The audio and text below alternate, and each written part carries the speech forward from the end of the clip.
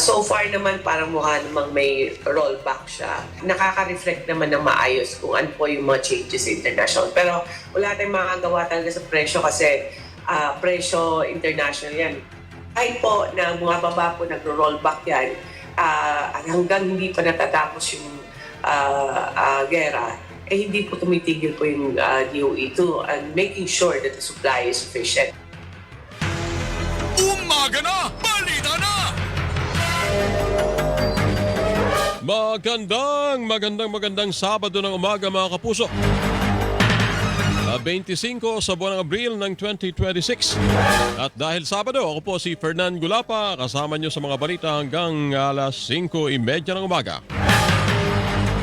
Sa ating mga headlines ngayong Sabado, 8 hanggang 10 pisong rollback sa presyo ng kada litro ng diesel posibleng ipatupad sa susunod na linggo. Halaga naman ng kada litro ng gasolina posibleng tumaas ng piso o walang paggalaw.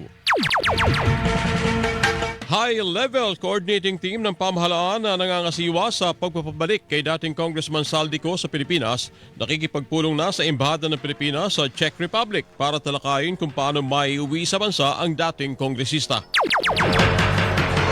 Dating House Speaker Martin Romualdez, pinag-i-inhibit ang ombudsman sa investigasyon sa kanya kaugnay ng mga anomalya sa flood control project. Ilang miyembro ng House Committee on Justice naniniwalang mabigat na ang mga ebidensyang iniharap sa kanilang pagdinig laban kay Vice President Sara Duterte. Kampo ni dating Pangulong Rodrigo Duterte, iaapila ang desisyon ng International Criminal Court o ICC Pre-Trial Chamber 1 na nagkumpirma sa mga kaso laban sa kanya. Pangulong Ferdinand Marcos Jr. bibiyaheng Japan para sa isang state visit sa Mayo. At aabot sa 16 na individual kabilang ang mag-ina ni dating Congressman Mike Defensor. Sinampahan ang kaso ng NBI kaugnay ng sinalakay na club at hotel sa Pasig City na ginagamit umano sa prostitusyon. Umaga na! Balita na! Sa detalye ng mga balita, asahan muli ang panibagong big-time rollback sa diesel sa susunod na linggo. Ayon sa isang impormante sa industriya ng langis, nakamba ang 8 piso hanggang 10 piso na bawas sa presyo sa kada litro ng diesel. Batay mo na ito sa pagtaya ng mean o plat sa Singapore at ng foreign exchange average sa nakalipas na 4 na araw. Sa kabilang banda, hindi inaasahang gagalaw ang presyo ng gasolina o posibleng tumaas ng piso kada litro. Umaga na! Balita na! Kumbinsido si Marikina 2nd District Representative Miro Kimbo, chairperson ng House Committee on Ways and Means na masususpindi rin ang excise tax sa diesel at gasolina. Kasunod ito ng panawagan ng isang mambabatas na pagbotohan sa Kamara ang suspensyon ng excise tax at value-added tax sa diesel at gasolina. Ayon kay Kimbo, patuloy itong pinag-aaralan ng Malacanang at sa katunayan ay nakikipag-usap na sa Kamara kaugnay ng mga datos.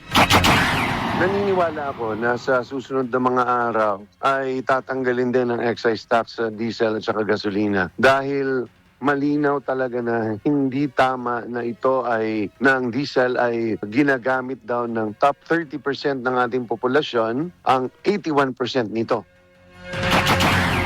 Binigyan din ng kongresista na hindi tama ang mga pananaw na mayayaman ang mas karaniwang gumagamit ng diesel alinsunod sa pagpasa sa train law noong 2017. Noong 2017, pinasa natin ang train, magkaiba ang gasolina at saka ang diesel. Ang gasolina ay 10 piso at ang diesel ay 6 na piso. Bakit magkaiba? Mas malaki ang gasolina dahil sabi nila sa atin ng Department of Finance dahil ang diesel mas mababa dahil kawawa ang mga mahihirap dahil ang gumagamit ng diesel mas mga mahihirap na tao. Kaya nga mas mababa eh. That's why the tax is progressive. Dagdag ni Kimbo, ito ang pinakamabilis at direktang tulong na pwedeng ibigay sa publiko sa gitna ng hindi pa maayos na pamamahagi ng ayuda. Dapat panandalian lang. Ibig sabihin, 2-3 buwan hanggang mag-stabilize ito. Dahil hindi natin alam kailan siya magbababa. Bakit? Dahil dependent tayo sa Amerika, sa Israel at Iran. So, hindi natin alam. Next week, magkaayusan na, babalik at bababa na uli. Tuluyan. At nakikita natin, tuwing may kasunduan, immediate ang pagbaba ng presyo. Pero in the meantime, ito yung pinaka-effective, mabilis, direkta sa tao, yung immediate na pagtanggal talaga ng excise tax. Ang tinig ni House Committee on Ways and Means Chairperson Miro Kimbo. Kayo'y nakikinig sa Umaga Na, Balita Na! Dinagsa ng mga taxi driver ang pamamahagi ng 5,000 pisong fuel subsidy sa tanggapan ng LTFRB sa Quezon City kahapon. Ilan sa mga taxi driver ay nakapila na mula madaling araw kung saan masaya naman sa nakuha nilang subsidiya. Dismayado naman ang ilan na hindi nakakuha dahil sa kulang na requirements gaya ng ID mula sa operator na may kasamang 3 pirma at iba pa, maliban pa ito sa lisensya ng taxi driver na may photocopy. Dahil nagpunta ang ilang driver kahit wala sa listahan, nagpaalala ang LTFRB na ipinaskil nila sa kanilang Facebook page ang master list at makabubuting tumingin muna doon bago magpunta sa kanilang tanggapan. Tiniyak naman ni Acting Transportation Secretary Giovanni Lopez na mabibigyan ng fuel subsidy ang lahat ng taxi driver. Magpapatuloy ngayong araw ang payout ng fuel subsidy mula alas 8 ng umaga hanggang alas 5 ng hapon. We've just made sure na nasa master list sila, nabigyan sila ng abiso na yung mga pupunta ngayon, yun yung mga mabibigyan ng kanilang fuel subsidy, no? Na under the government. At ang utos na, kaya dito po tayo ngayon, ang utos natin Pangulo is to make sure naman na kahit papaano, komportable ang kanilang pagpipila. Ang tinig ni Acting Transportation Secretary Giovanni Lopez. Umaga Na, Balita Na sa Super Radio DZBB. Nakikipagpulong na sa Embahada ng Pilipinas sa Czech Republic ang high-level coordinating team ng pamahalaan na nangangasiwa sa pagpapabalik kay dating Congressman Saldico sa Pilipinas. Pagdating sa Prague kahapon ng umaga ni Justice Secretary Frederick Vida at Chief State Counsel Dennis Chan, agad silang nakipagpulong kay Philippine Ambassador to Czech Republic Eddie Menyes. Tinalakay nila ang mga legal at diplomatikong paraan kung paano mapapauwi sa bansa si Ko. Sa isang pahayag, sinabi ni Justice Spokesperson Attorney Polo Martinez na hindi pa nila alam ang mga partikular na detalye ukol sa nangyari kay Ko. Magkakaroon naman sila ng mga karagdagang detalye oras na makausap ang mga otoridad sa Czech Republic. Umaga Na, Balita Na!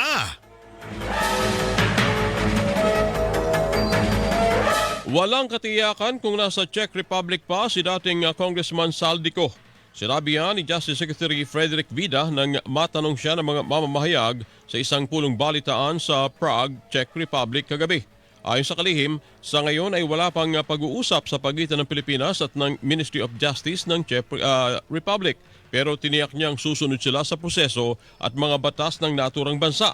Kahapon, nakipagpulong na sa Embahada ng Pilipinas sa Czech Republic ang high-level coordinating team ng pamahalaan para talakayin ang mga legal at diplomatikong paraan kung paano mapapauwi sa bansa si Ko. Kayo'y nakikinig sa Umaga Na, Balita Na! Itinuturing ng Association for Integration and Migration sa Czech Republic na malaking bagay ang presensya ng mga opisyal ng Pilipinas sa kanilang bansa. Kaugnay ito ng pagdating sa Prague ni Justice Secretary Frederick Vida at Chief State Counsel Dennis Chan kahapon para alamin ang mga legal at ang diplomatikong paraan kung paano mapapauwi sa bansa si Ko. Ayon kay Magda Faltova, Director ng Association for Integration and Migration sa Czech Republic, kahit walang extradition treaty sa pagitan ng dalawang bansa, posible pa rin ito. Pero kailangang mahiling ng Pilipinas sa Interpol na maglabas ng red notice laban kay Ko. Meaning that the Czech authorities need to receive the information about the crimes, the whole file, the investigation, and assess if the acts are crimes in the Czech Republic as well. Susuriin din naman ng gobyerno ng Czech Republic kung may panganib na usigin at gipitin si Ko sa Pilipinas. If there is any danger that his life, he would be, tortured, his life would be endangered and so on. It's this non-refoulement principle. Under the international law, we cannot return people to places where their human rights would be violated. And if this all fits, then there would be a decision of extradition, and then he would be returned to the Philippines. Pinakamadali pa rin anyang paraan ay kung madideport na lamang si Ko pero hindi anya ito agad-agad. Pero nakikita niya na imposible na maisama na ni Vida si Ko pabalik ng Pilipinas sa ngayon. The decision of detention has to be reviewed. I assume that he has a legal representation, so this petition to review it can be done repeatedly as the detention is prolonged. So the first one would be after 90 days, and then repeated. Ang tinig ni Magda Faltofa, Director ng Association for Integration and Migration sa Czech Republic. Umaga na, balita na sa Super Radio DZBB. Titiyakin ng pamahalaan ang kaligtasan ni dating Congressman Saldico sa gitna ng inaasahang pagbabalik bansa nito matapos maharang sa Prague, Czech Republic. Sinabi ito ni Palace Press Officer at Undersecretary Claire Castro kasunod na rin ang pangamba ng ilang grupo bunsod ng posibleng pagsisiwalat at paglalahad niko sa mga pangalang sangkot sa flood control scandal. Sa ngayon, wala umanong nakikita ang pamahalaan na banta sa buhay ng dating kongresista na maaari sana maging basihan para matukoy kung paano nila ilalatag ang kanilang seguridad. Sa kabila nito, siniguro naman ni Castro na handa ang gobyerno na pangalagaan ang kaligtasan ni Ko. Umaga na, balita na! Hiniling ni dating House Speaker Ferdinand Martin Romualdez na mag-inhibit ang Office of the Ombudsman sa investigasyon laban sa kanya ukol sa anomalya sa flood control project. Dahil yan saan niya ipagpapakita umano ng pattern o prejudgment na labag sa due process. Sa 4 na pahinang sulat na may petsang April 22 ng mga abogado ni Romualdez mula sa Villaraza and Angkanko, the firm, binanggit ang Supreme Court doctrine ukol sa appearance of impartiality at iginiit na ang isang independent impartial body ang humawak at magsiyasat kaysa sa ombudsman. Ikinatwiran dito na ang mga nakalipas na pahayag ni Ombudsman Jesus Crispin Rimulya at mga opisyal nito patungkol sa inihahandang plunder charges laban sa kongresista na bias at mistulang na pagdesisyonan na sa kabila ng kawalan ng formal na reklamo o preliminary investigation. Pinuna rin nila ang nakalipas na press conference ni Assistant Ombudsman Miko Clavano kung saan kanyang binanggit ang master plunderer na patungkol kay Romualdez. Ayon sa mga abogado ni Romualdez, tila pinalalabas ng guilty sa plunder ang kanilang kliyente bago pa man may maisampang kaso. Nilinaw naman ang kampo ni Romualdez na ang hirit na inhibition ng ombudsman ay hindi pagkwestiyon sa integridad nito kundi para pangalagaan ang due process at tiwala ng mga tao sa sistema ng hustisya. Kayo'y nakikinig sa Umaga na, balita na! Nakatanggap ng panibagong freeze order ang Anti-Money Laundering Council o AMLAC mula sa Court of Appeals laban sa mga ari-arian ng isang mambabatas na iniugnay sa manumalyang flood control project. Ayon sa AMLAC, naglabas ng freeze order ang korte laban sa ari-arian ng isang prominenteng mambabatas, isang business associate at isang corporate entity na napatunayang sangkot sa anomalya. Nakitaan naman ng korte ng probable cause para maiugnay ang kanilang mga ari-arian sa kasong plunder, indirect bribery at paglabag sa Anti-Graft and Corrupt Practices Act. Sakop ng freeze order ang 25 bank accounts at 10 insurance policies na nakarehistro sa pangalan ng naturang mambabatas. Kasama rin ang 27 bank accounts, 10 insurance policies at isang investment account na nakapangalan sa umano'y business associate ng mambabatas at 2 bank accounts, 7 property accounts at isang real estate property na nakarehistro sa pangalan ng isang kumpanya. Ayon kay Attorney Ronel Benaventura, Executive Director ng AMLAC, sa ngayon ay nakapaghain na sila ng 12 petisyon para sa civil forfeiture sa iba't ibang korte laban sa mga ari-arian na iniugnay sa anomalya. Umaga na, balita na sa Super Radio DZBB. Naniniwala ang ilang membro ng House Committee on Justice na mabigat na ang mga ebidensyang iniharap laban kay Vice President Sara Duterte. Yan ay kahit pa hindi mabuksan ang kahon na naglalaman ng mga income tax record ng bise at ng mister na si Attorney Manasseh Carpio. Ayon kay Manila 3rd District Representative Joel Chua, hindi nagtutugma ang mga SAL-N ni Duterte sa mga dokumento na inihirap ng Anti-Money Laundering Council o AMLAC at sa report ng Securities and Exchange Commission. Hindi nagtutugma yung yung SAL-N, hindi nagtutugma sa AMLAC at dun sa na-report ng SEC ng mga negosyo nila. Insofar as yung SAL-N niya, is concerned, kasama na yung mga asset, lumalabas 88 million lang. Ang tinig ni Manila 3rd District Representative Joel Chua. Samantala, sinabi naman ni Bicol Saro Party List Representative Terry Ridon na pagkilala sa record ng AMLAC ang sinabi ng kampo ng Vice Presidente na nakalista bilang others ang mga pera na sinasabing hindi idineklara sa SALN ni Duterte. They're saying that it just might be inaccurate. Ibig sabihin, tinatanggap po nila yung mga numero ng pong AMLAC report. And we will go to trial on that particular admission. Ang tinig ni Bicol Saro Party List Representative Terry Ridon. Umaga na, balita na sa Super Radio DZBB. Hindi na nagulat ang Malacanang sa ulat hinggil sa umano'y bilyong-bilyong pisong halaga ng transaksyon sa mga bank accounts ni Vice President Sara Duterte na inilabas ng AMLAC sa pagdinig ng House Committee on Justice. Sinabi ni Palace Press Officer Yusek Claire Castro na matagal nang naririnig ang isyong ito kaya wala nang reaksyon hinggil dito si Pangulong Bongbong Marcos at ang palasyo. Sa halip, iginiit ni Castro na mas nararapat na manggaling ang paliwanag kay Duterte at malaman ang kanyang sasabihin ngayong nabunyag ang manoy bilyong-bilyong piso sa kanyang mga bank accounts. Dagdag pa ni Castro, hindi na kailangan pa na paalalahanan ng Vice Presidente na dumalo sa isinasagawang pagdinig ng Kamara sa kanyang kasong impeachment. Sinabi ni Castro na bilang Vice Presidente at isang public servant, inaasahan na maipaliliwanag ni Duterte sa publiko ang issue lalo pat isinusulong nito ang accountability at transparency. Umaga na, balita na!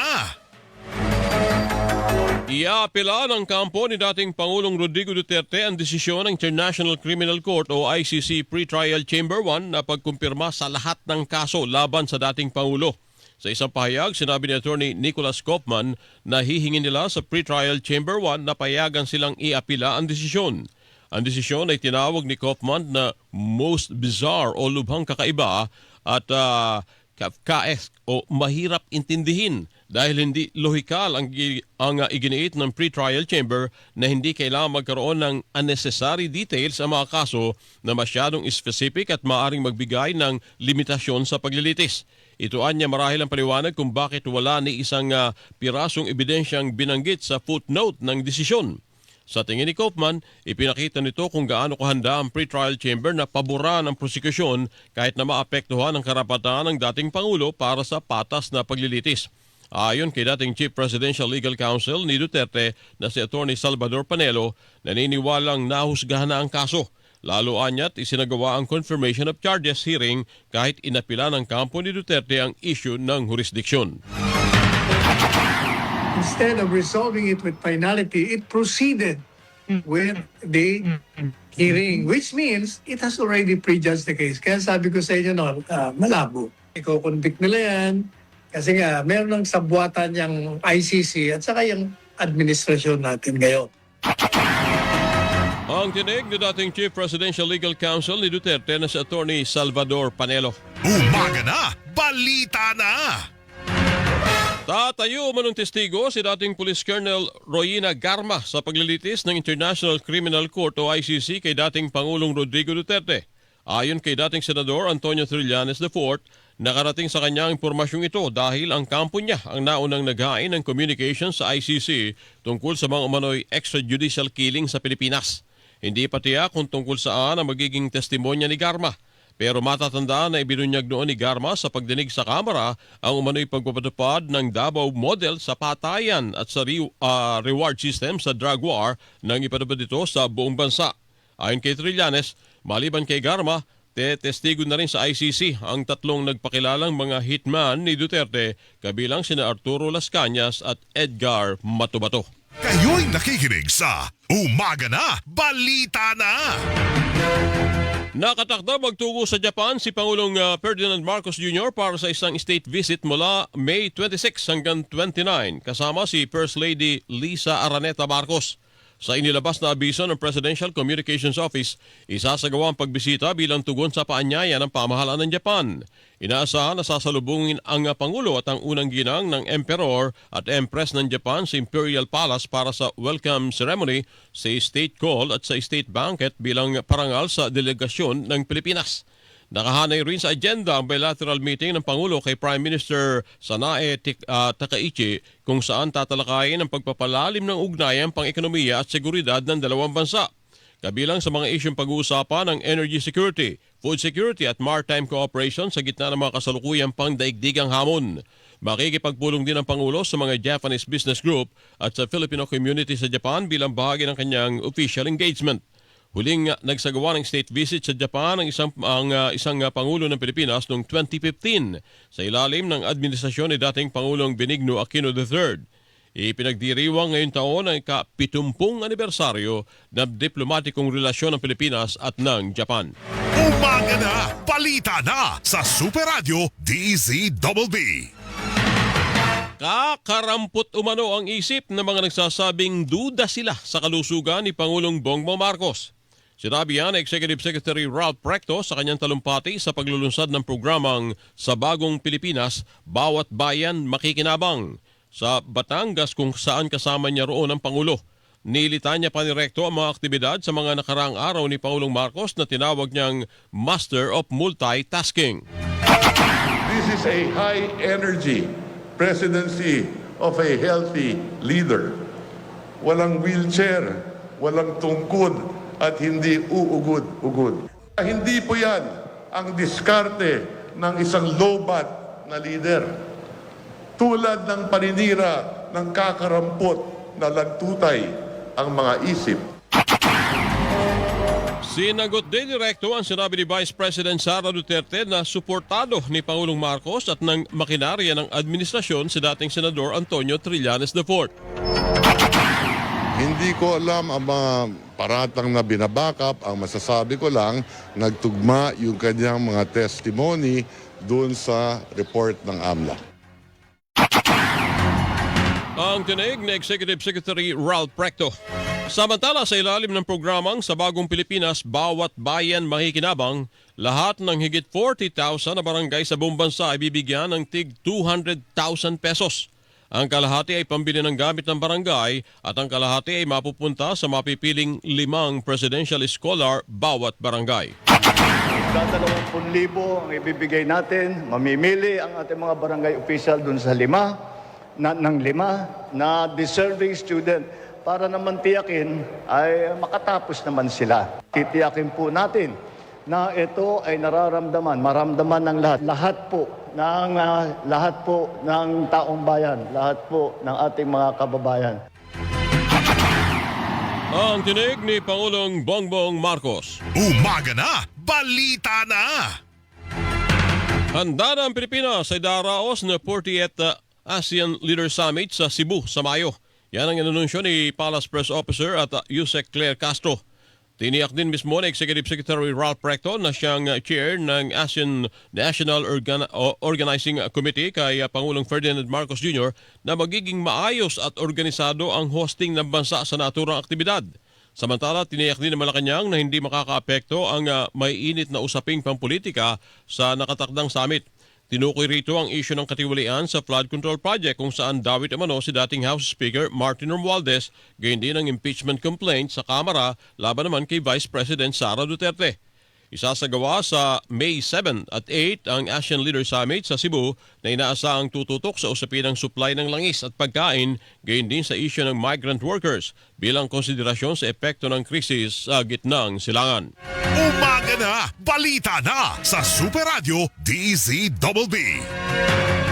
Kinumpirma ni NBI Director Melvin Matibag na abot sa 16 na individual ang sinampahan ng kaso, kabilang ang mag-ina ni dating Congressman Mike Defensor kaugnay ng sinalakay na club at hotel sa Pasig City na ginagamit umano sa prostitusyon.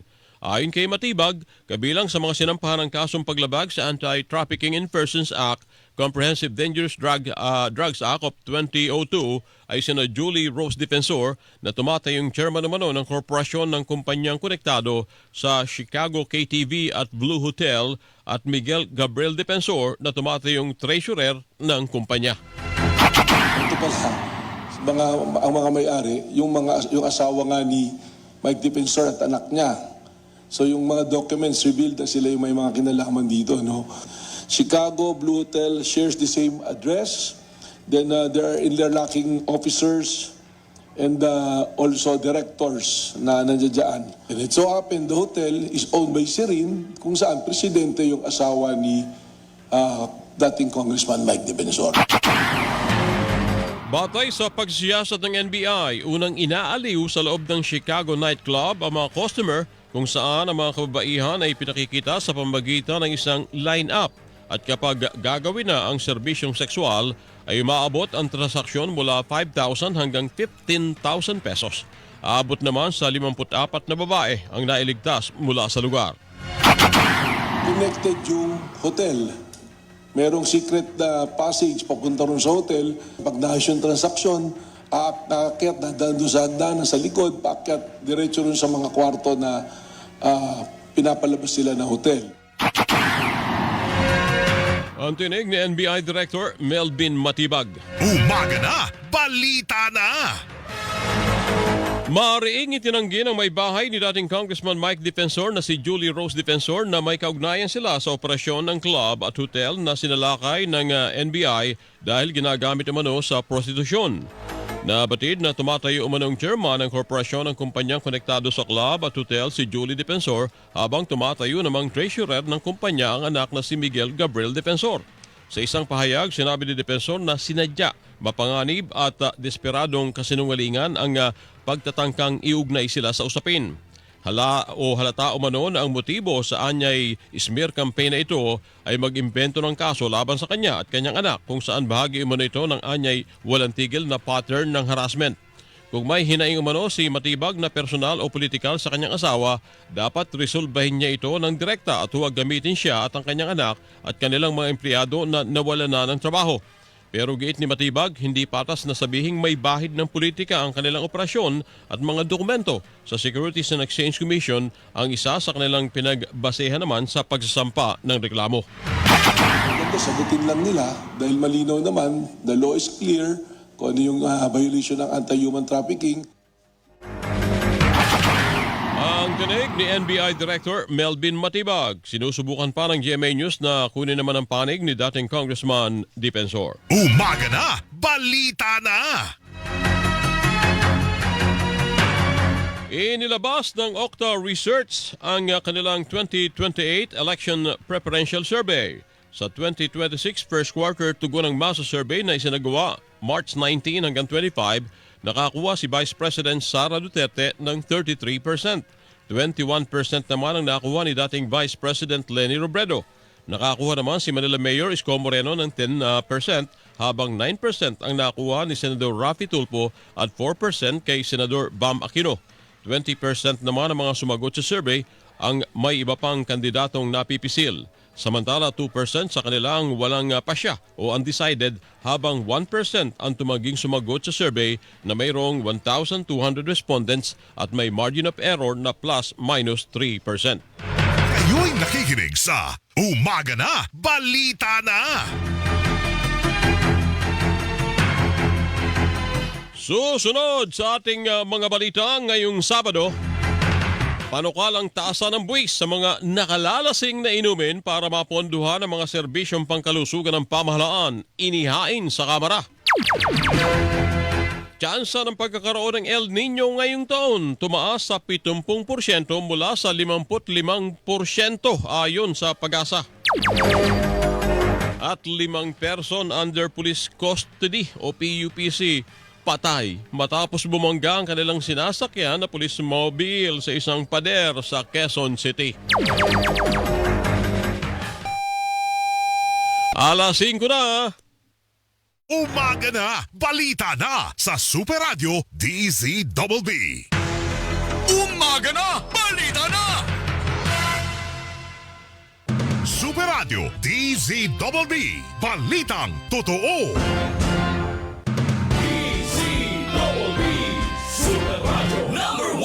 Para hindi mahuli sa mga balita, sundan ang mga social media account ng Super Radio DZBB. Mag-subscribe sa aming YouTube channel at i-follow kami sa Facebook, TikTok at X. Hanapin lamang ang Super Radio DZBB para makita ang aming mga official social media account. Tutok na para sa mga balitang tama at totoo, mga kapuso. Nangunguna sa Mega Manila ang GMA Radio sa buwan ng Marso ayon sa AGB Nielsen Media Research. Number 1 sa AM station ang Super Radio DZBB 594 na nakakuha ng 56.3% audience share. Number 1 sa FM station ang Barangay LS 97.1 na nakakuha ng 54.9% audience share. Damang-daman namin ang init ng inyong pagmamahal, mga kapuso at kabarangay. Maraming salamat po dahil kami pa rin ang numero 1 sa inyong puso. Super Radio DZBB at Barangay LS 97.1 GMA Radio number 1.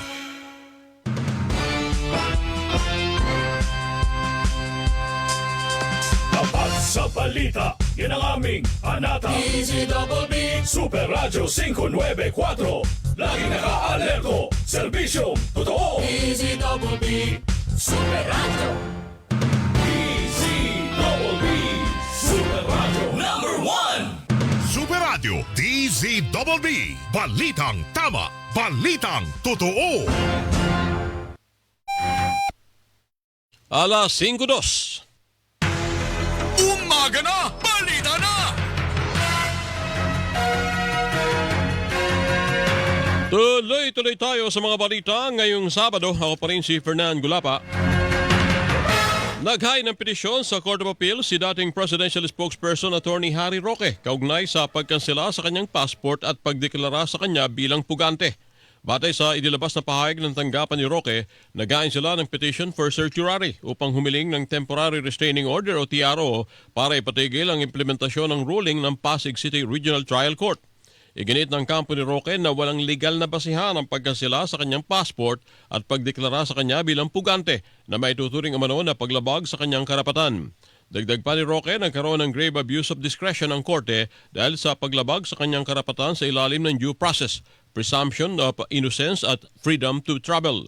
Nabiguri naman ang korte na kilalanin ang kanyang patuloy na paghiling ng asylum sa Europa na dapat sundin ng Pilipinas sa ilalim ng international law.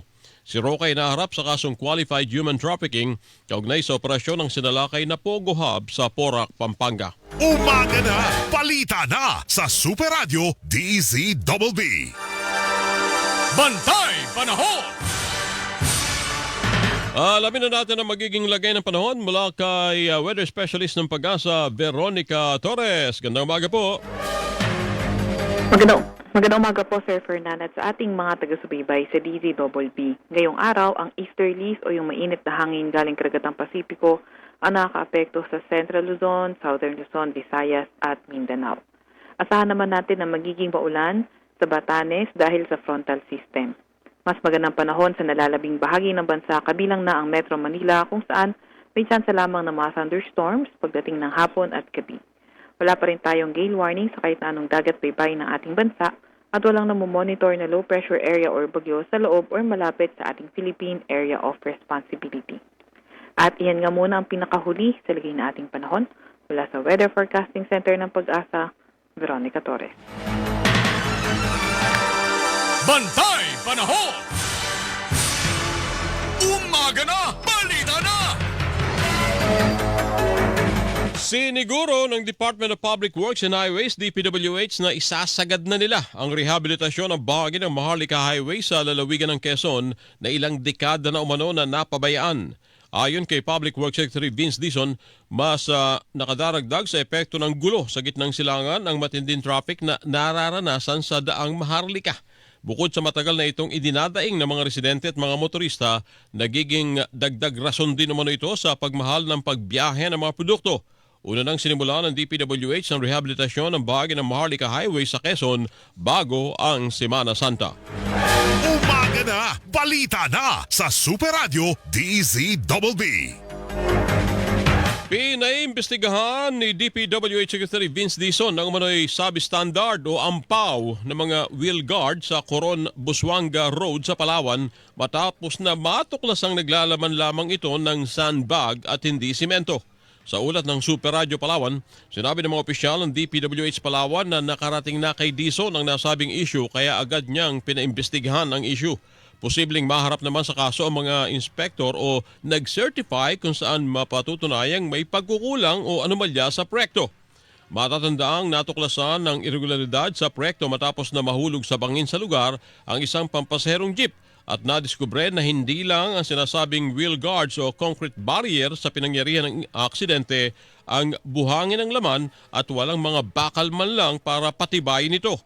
Nadiskubre rin na maging ang ilang random tested na barrier sa magkabilang dulo ng proyekto ay substandard din ang pagkakagawa, kabilang ang ilang bahagi na sakop na ng lokal na pamahalaan ng Coron.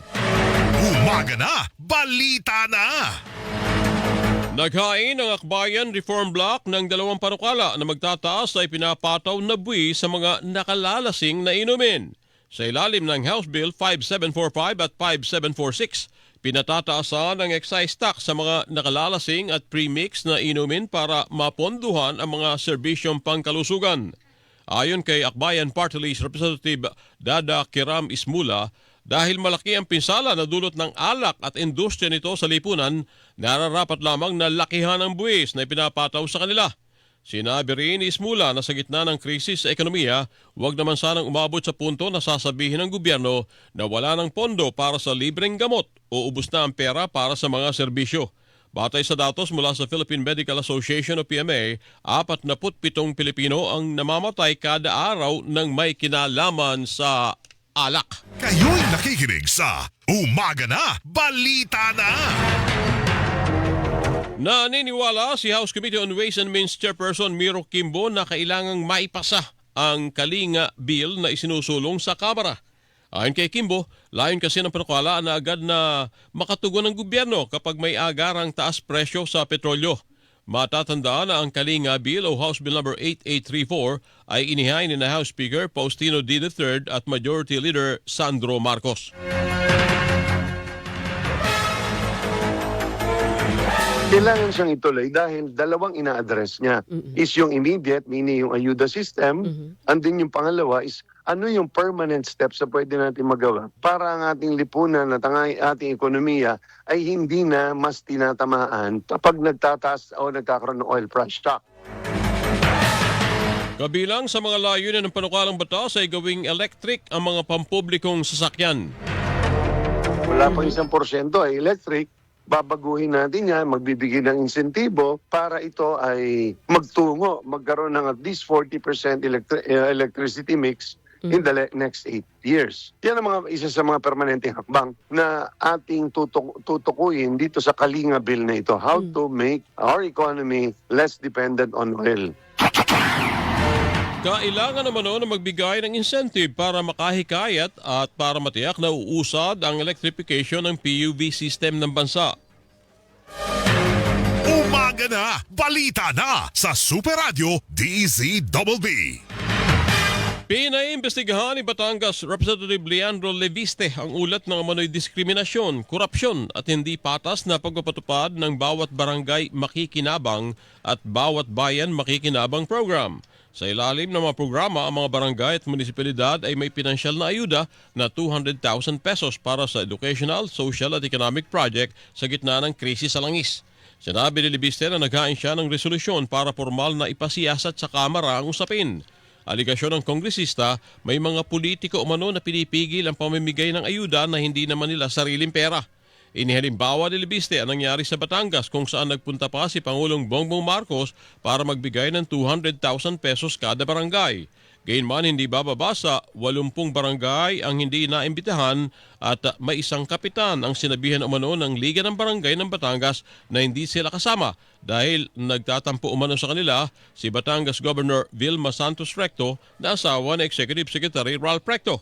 Sinabi ng kongresista na naipaalam na niya sa Malacanang ang nangyari na nagpasabi namang ihahabol ang 200,000 pesos para sa mga barangay na hindi naisama sa bigayan. Umaga na, balita na! Muling nagbuga ng abo ang Bulkang Canlaon sa Negros Island kahapon. Batay sa impormasyon mula sa PHIVOX, naitala ito pasado alas 5:23 ng hapon. Dahil dito pinag-iingat ang lahat ng residente, partikular ang mga residente sa Negros Oriental at Negros Occidental sa pagbuga ng abo na patungong Timog Kanluran. Sa ngayon ay nananatiling nasa alert level 2 ang Bulkang Canlaon. Ngayon nakikinig sa Umaga na, balita na! Tumaas pa ang tsansa ng pagkakaroon ng El Nino sa susunod na 2 hanggang 3 buwan o pagsapit ng buwan ng Hunyo, Hulyo at Agosto. Ayon kay Annalisa Solis, Climate Monitoring and Prediction Section Chief ng Pag-asa, mula sa 55% noong Marso ay naitala nila ang hanggang 70% tsansa ng El Nino. Kabilang umano sa mga nakikitang palatandaan na magkakaroon ng El Nino ay ang pagbabago ng hangin at malawakang pag-init ng temperatura sa ibaba ng dagat na posibleng makaapekto sa climate pattern ng bansa. Sinabi rin ng opisyal na sa ganitong sitwasyon nabubuo ang panahon ng habagat o enhanced habagat season na maaari magdala ng malakas na pagulan at konti pero malalakas na bagyo. Dagdag ni Solis, kapag humaba o tumagal ang panahon ng El Nino, karaniwang nauwi ito sa dry spell o tagtuyot. Umaga na, balita na sa Super Radio DZBB. Pinagpaplanuhan ng lokal na pamahalaan ng Iloilo City ang pagtatayo ng mga cooling centers sa iba't ibang bahagi ng lungsod upang maibsan ang matinding init ng panahon. Ayon sa pamahalaang lungsod, isa ito sa kanilang nakikita na pansamantalang solusyon kasabay ng tumataas na heat index ngayon panahon ng tag-init. Kinakailangan lang umano na maghanap ng mga kasalukuyan o pansamantalang mga istruktura na maaaring gawing cooling center. Sa ngayon ay tinatapos na ng City Agriculturist, City Planning and Development Office at ng City Disaster Risk Reduction and Management Office ang komprehensibong plano kaugnay nito, habang nakikita namang long-term solution ng lungsod ay ang pagsasagawa ng tree planting activities. Umaga na, balita na sa Super Radio DZBB. Pinaigting ng Department of Agriculture ang kanilang paghanda para sa posibleng epekto ng El Nino sa bansa. Ayon kay Philippine Rice Research Institute o PhilRice Executive Director John De Leon, baten rin sa Pag-asa nasa 92% ang posibilidad ng moderate to strong El Nino base sa El Nino Southern Oscillation o ENSO. Posible rin na mabawasan ang mga ulan na makakaapekto sa mga pangunahing agricultural areas. Nire-review na rin ng DA ang rainfall projection at water availability para makapag-adjust ng mga estratehiya at kalendaryo sa pagtatanim, pagpapabilis ng rollout ng solar-powered irrigation system sa gitna ng mataas na halaga ng petrolyo at kuryente at maglaan ng tubig sa mga sakahan. Nakikipag-ugnayan na rin ng DA sa National Irrigation Administration upang maparami ang alokasyon ng tubig at masigurado na ang mga irigasyon ay nakahanda para suportahan ang mga magsasaka. Umaga na, balita na! Alas 5:13 ng umaga. Umaga na, balita na!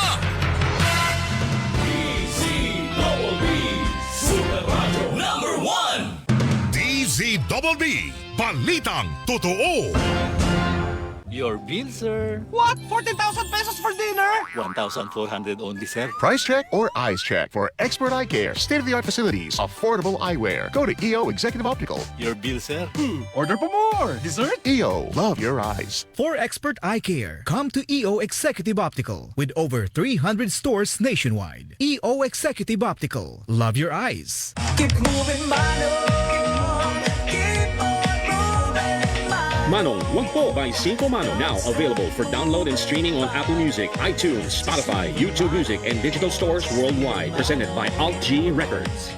Ang galing! Pang matagalan. Parang tayo lang, Han, no? Everest Appliances. Babe, ano ever best decision mo in life? Siyempre, building a home with you. Everest Appliances. Health, wellness, energy saving. Everbest from Everest. Everest Appliances, bringing quality and wellness close to home. Health, wellness, and energy saving. Everbest from Everest. Pag ng mga Huwag nang mangamba by Kim Perez. Stream now on iTunes, Spotify, Apple Music, YouTube Music, and other digital music stores worldwide. Super Radio #1. DZBB, balitang tama, balitang totoo. Umaga na! Balita na! Tuloy-tuloy tayo sa mga balita ngayong Sabado. Nagsimula na kahapon ang orientation ng Department of Education o DepEd sa mga guro, partikular sa mga school head para sa ipatutupad na trimester system at iba pang pagbabago para sa school year 2026 at 2027. Ayon kay Education Secretary Sani Angara, layo ng orientation na maihanda mga school head at guro sa mga reforma sa sektor ng edukasyon na dapat maramdaman sa mga silid-aralan. May direktiba rin naman ang kalihim sa mga school head na protektahan ang mga guro mula sa mga karagdagang workload dahil taliwas ito sa layunin nila na mapadali ang sistema. Sesentro rin ang orientation sa mga school head sa nirebisang panuntunan para sa classroom assessment at grading, lesson planning, flexible learning program, updated protocol sa learning continuity sa panahong may emergency at iba pa. Umaga na, balita na! Ipinananawagan ng mga guro ang pagpapatupad ng pamahalaan ng karagdagang 15,000 pesos across the board na sweldo ng mga guro sa pampublikong paaralan. Ginawa ang panawagan sa kilos protesta ng mga guro na kasapi ng Teachers Dignity Coalition sa bahagi ng Mindiola sa Maynila kahapon ng umaga. Ang panawagan ay sa gitna ng problemang kinakaharap ng mga guro na nababaon na umano sa utang dulot ng maraming gastusin. Bago ang programa sa Mindiola, naglakad muna ng nasa 2 kilometro ang mga guro mula sa tanggapan ng Department of Budget and Management at hindi inalintana ang matinding sikat ng araw. Kayo'y nakikinig sa Umaga na, balita na! Muling sasalang sa oral argument ng Korte Suprema sa April 28 ang pagkilala sa foreign divorce. Ayon sa Office of the Spokesperson ng Korte Suprema, kabilang sa tatalakayin ang kaso ng Melvin A. Baluyot versus Maria Fesi Antonio Baluyot na mag-asawang kasal sa Pilipinas pero nag-divorce sa Estados Unidos. Titingnan ng mga maestrado ang kaso ng mag-asawa at ang magiging resulta dito ay magkakaroon ng malaking epekto sa pananaw ng mga Pilipino sa foreign divorce. Una nang sumalang sa oral argument ng Korte Suprema ang nasabing kaso noong Agosto ng nakaraang taon. Umaga na, balita na sa Super Radio DZBB. Nagbabala ang Overseas Workers Welfare Administration o OWA sa publiko laban sa isang social media group na may pangalang OWA Scholarship 2026-2027 Updates. Ayon sa OWA, ang naturang grupo ay hindi opisyal at walang koneksyon sa anumang aktibidad ng ahensya. Para sa tamang impormasyon hinggil sa scholarship at sa iba pang programa ng OWA, makipag-ugnayan lamang sa hotline na 1348 o bisitahin ang pinakamalapit nilang regional office para hindi mabiktima ng scam. Kasabay nito, ipinayo ng ahensya sa publiko na maging mapanuri at iwasang maniwala agad sa mga nakikitang impormasyon o post sa social media. Umaga na, balita na! Simula sa Lunes, maaari nang makapag-park ng libre ang mga motoristang sasakay ng LRT2 Santolan Station. Ayon sa Department of Transportation o DOTR, available ang libreng parking park sa mga pasahero mula alas 4 ng madaling araw hanggang alas 11:30 ng gabi araw-araw. Iiral naman ang first-come, first-served basis at bawal ang overnight parking. Sa pagpasok sa parking, dapat kumuha ng stub sa security guard at dapat na i-validate sa Passenger Assistance Office. Kailangan namang ipakita ang validated parking stub bago makalabas. Kayo'y nakikinig sa Umaga na, balita na! 5 person under police custody o PUPC ang nasawi matapos maaksidente ang sinasakyan nilang police mobile sa Payatas, Quezon City kahapon ng umaga. Ayon kay Police Major Jennifer Ganaban, Public Information Office Chief ng Quezon City Police District, binabagtas ng kanilang sasakyan ang bahagi ng Payatas Road nang sumalpok ito sa pader pasado alas 11 ng umaga. Nasawi sa aksidente ang 5 PUPC habang critical naman ang isa na ginagamot ngayon sa ospital. Sugatan din ang 4 na pulis na kasama sa sasakyan. Batay sa inisyal na investigasyon, ihatid sana sa New Quezon City Jail sa Payata sa mga PUPC para sa kanilang commitment order nang nawalan umano ng preno ang police mobile dahilan para sumalpok ito sa pader. Sa ngayon nagpapatuloy ang investigasyon ng mga otoridad hinggil sa insidente. Umaga na, balita na sa Super Radio DZBB. Hindi nakikita ng PNP na matatanggal sa serbisyo ang pulis na nagmamaneho ng police coaster na biglang pumasok sa EDSA busway dahilan para masalpok ito ng bus at magresulta sa matinding abala. Ayon kay Police Brigadier General Randolph Tuanyo, tagapagsalita ng PNP, maaring hindi pasok sa grave misconduct ang kaso ng pulis na siyang nagiging basihan ng pagkakatanggal sa serbisyo. Posible anyang maharap sa demotion o yung suspension ang pulis depende sa magiging resulta ng investigasyon ng NAPOLCOM. Gayunman sinabi ni Tuanyo na ayaw nilang pangunahan ng NAPOLCOM na siyang magpapasya sa kaso. Umaga na, balita na! Kinumpirma ng Philippine Coast Guard o PCG ang pagkamatay ng isa nitong tauhan na pinagsasaksak sa San Vicente, Palawan noong April 22. Ayon sa PCG, kinilala ang biktima na si Apprentice Seaman Ronnie Caracol na nakatalaga sa Coast Guard Station Cuyo. Inatasan na ng PCG ang Maritime Safety and Law Enforcement Command Palawan Investigation and Detection Unit na pangunahan ang investigasyon sa insidente katuwang ang PNP. Samantala, inatasan naman ang Coast Guard Station Rojas na magbigay ng full assistance at suporta sa naulilang pamilya ng Coast Guard personnel. Kasabay nito, nagpaabot ng pakikiramay ang PCG sa pamilya ng nasawi nilang personnel at tiniyak ang hustisya at mapanagot ang nasa likod ng pagpaslang dito. Kayo'y nakikinig sa Umaga na, Balita na! Napigilan ang mga tauhan ng Bureau of Immigration sa Ninoy Aquino International Airport o NAIA ang isang individual na papalabas ng Pilipinas para magtrabaho bilang sundalo sa ibang bansa. Ayon sa BI, nagpakilalang turista na sabing pasahero at sinabing bibisita lamang sa kanyang kaibigan sa ibang bansa pero napansin sa pagtatanong ng immigration officer na hindi tugma ang mga pahayag nito. Umamin kalaunan ng pasahero na isa siyang Army Reservist at na-recruit sa pamagitan ng social media para maging sundalo sa ibaing dagat kung saan inalok siya ng $2,500 na buwan ng sahod at $25,000 na signing bonus. Kinumpirma naman ni Immigration Commissioner Joel Anthony Viado na dumarami ang mga Pilipinong lalaking nare-recruit upang maging sundalo sa ibang bansa na kanilang naharang naman sa paliparan. Katunayan, may 5 pang mga pasahero sa magkakahiwalay na araw at paliparan ang napigil dahil sa kahalintulad na sitwasyon ng kanilang pagbiyahe palabas ng Pilipinas. Maituturing ang mga kaso ng illegal recruitment at human trafficking ang mga ganitong uri ng insidente. Kayo'y nakikinig sa Umaga na, Balita na!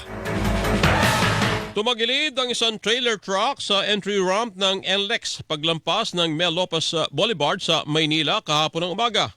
Kwento ng pahinante ng truck na si Ulysses Garcia, galing sila ng pier kung saan sila humango ng container van at i-deliver sana nila ito sa Nueva Ecija na mangyari ang aksidente pasado alas 10 ng umaga.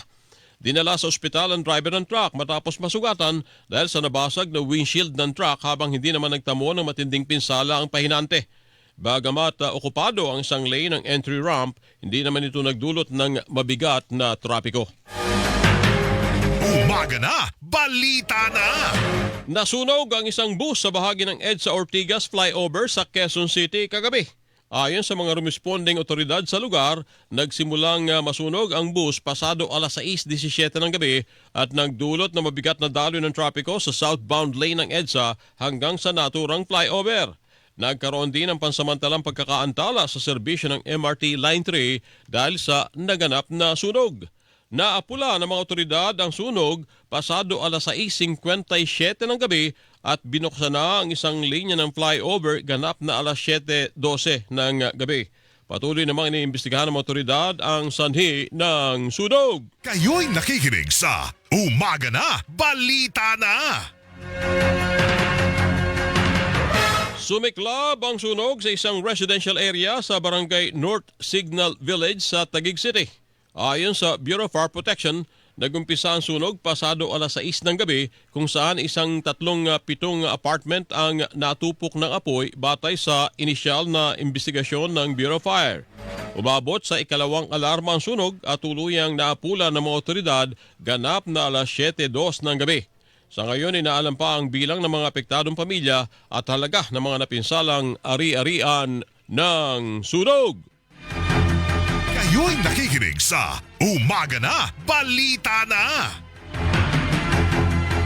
Balikan natin ang naging headline sa ating mga balita ngayong Sabado.